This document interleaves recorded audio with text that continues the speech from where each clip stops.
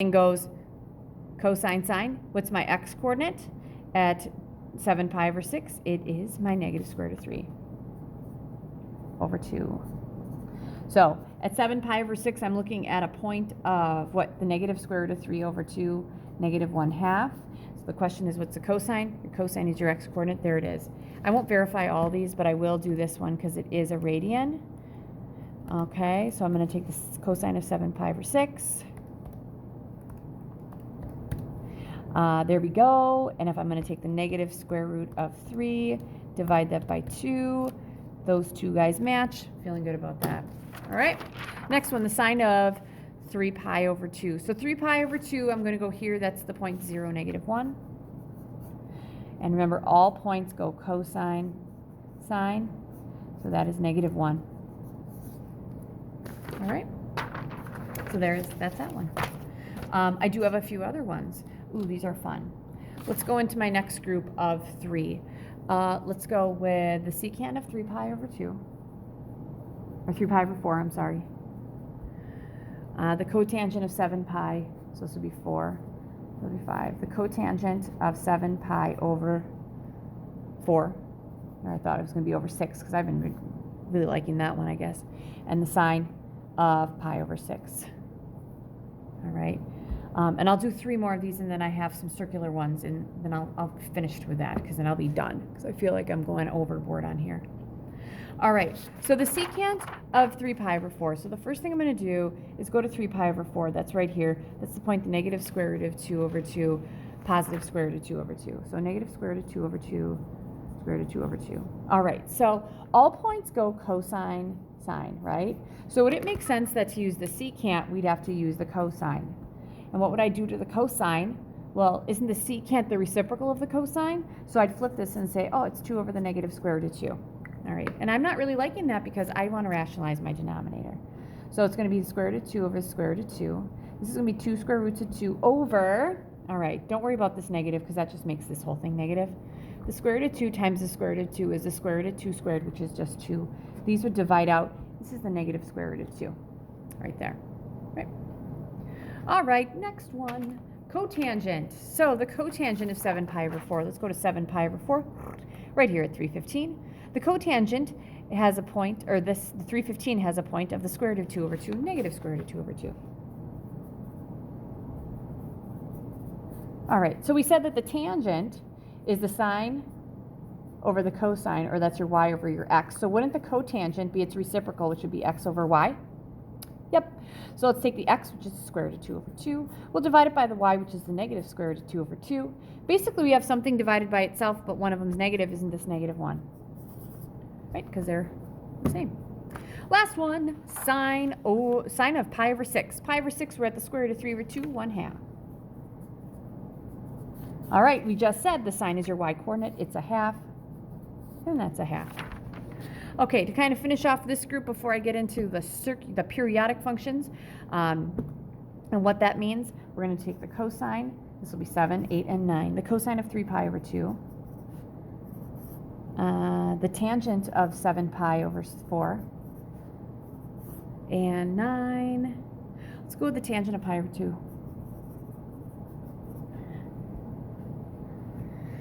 So list the points underneath each of these things, and then we'll figure out what it means, okay? So the cosine of 3 pi over 2. 3 pi over 2, I'm here, that's the point 0, negative 1. We said all points go cosine, sine. Cosine is your x. This is going to be 0. All right, next, the tangent of 7 pi over 4. 7 pi over 4 is here. It's the square root of 2 over 2. The negative square root of 2 over 2. So for the tangent, we took the sine over the cosine, or that's your y over your x. Your y is the negative square root of 2 over 2, over your x is the square root of 2 over 2. In essence, again, we have two things that are the same. One's negative. That's going to give us a negative 1. Last one, the tangent of pi over 2. Pi over 2, we're here at 0, 1. Tangent, we said it's got to be somewhere, right? Tangent was sine over the cosine, or y over x. 1 over 0. What's 1 over 0? That's undefined. You can't do that. Okay, you can't do that. All right, so that's some of those. All right, last thing we're going to look at, this was the last thing on our little fun little list of objectives today. Yeah, we're finally done to the last thing. Yeah, good, because 4 is coming next in my notes. Periodic function.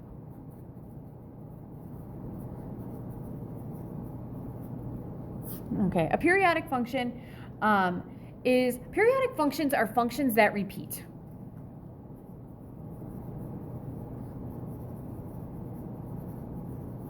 Like time of the day, our days, they repeat.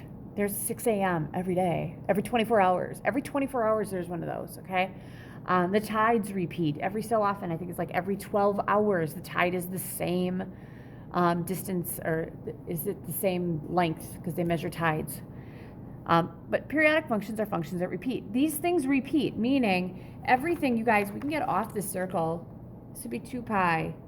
Wouldn't this be 4 pi? Next time, 6 pi, 8 pi, 10 pi. And there's all these little angles between there. We got to figure out where we're at. We can go in the negative direction too. So find the following. All right, first one, the tangent of negative pi over 4. These are not going to be bad. It's just the same thing we've done before. The sine of negative 225 degrees. And the cosine of 18 pi. I'm going to go with 4 because I just put these in a different kind of way. Let's go with the cotangent of 7 pi over 3. And I think I'm going to be good with that. I'm not going to go much farther than that. All right? All right, guys, so here's what we need to do. We need to figure out where we are on this circle. How am I doing? Good. I'm right on there. All right, so let's start with this. If I'm at pi over 4 here, wouldn't I be right here on my unit circle? And if I was on my dry erase board or my smart board, I'd actually draw this. So, and actually I can, because I don't think I have too much to do. I can use different colors. So this would be the positive pi over 4. So we're going to go the same distance negative is in this direction. Wouldn't we be right here at the square root of 2 over 2 negative square root of 2 over 2? Now, it doesn't matter how many times you go. The tangent is always the y over the x. Our y is the negative square root of 2 over 2 over the x, the square root of 2 over 2. All right, wouldn't that just be negative 1? This is a nice one to check. Let's see, am I in radians? I am.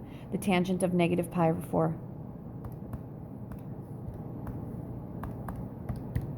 There you go, it's negative 1. All right, next one.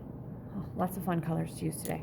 All right, so apologize, we're going to have a lot of colors. 225, right? Where are we here? Ooh, this one is fun. So 225, I have to go here all the way around to here. So would it make sense that I have to go here all the way around half, and then I have to end up right here at what? The negative square root of 2 over 2, positive square root of 2 over 2? That's what it is. All right, so for this one, the sine, it goes cosine sine, right? Because all points go. Sine would be here, square root of 2 over 2. I can check that one out too, and I won't do too many more. So for this one, we're taking the sine of negative 225, and I'm going to take, that's nice, it's positive, this is positive 2, the square root of 2 divided by 2. We got a match, we're good. All right. Oh, the cosine of 18 pi. All right, guys, so we just got to figure out where we're going to be on this thing. Cosine of 18 pi. So I got 2 pi, 4 pi, 6 pi. Wouldn't it make sense that 18 pi is going to be here because all the even pi's are there? That's at the point 1, 0. And the cosine is your first one. That's just 1. All right, and this next one, I actually like these. Okay, 7 pi over 3 is definitely not on this thing. I'll use a nice, fun color. We'll use orange. We haven't used orange yet. All right, so 7 pi over 3, what I do is I say, okay, 2 pi is one circle. I want to know how much more I have to go.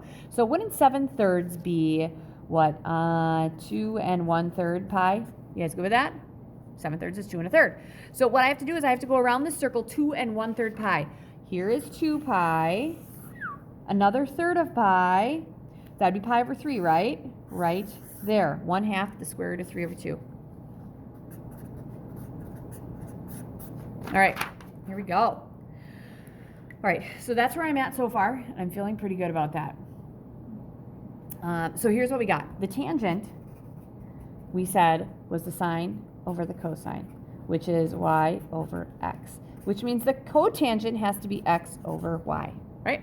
So what's my x? 1/2 over my y. This is my division symbol. Dividing means we multiply by the reciprocal. Those two divide out. We got 1 over the square root of 3. Multiply the square root of 3 over the square root of 3. So we have the square root of 3 over. Square root of 3 times the square root of 3 is the square root of 3 squared. That's the square root of 3 over 3. There it is. And that's what I had the last time I did this.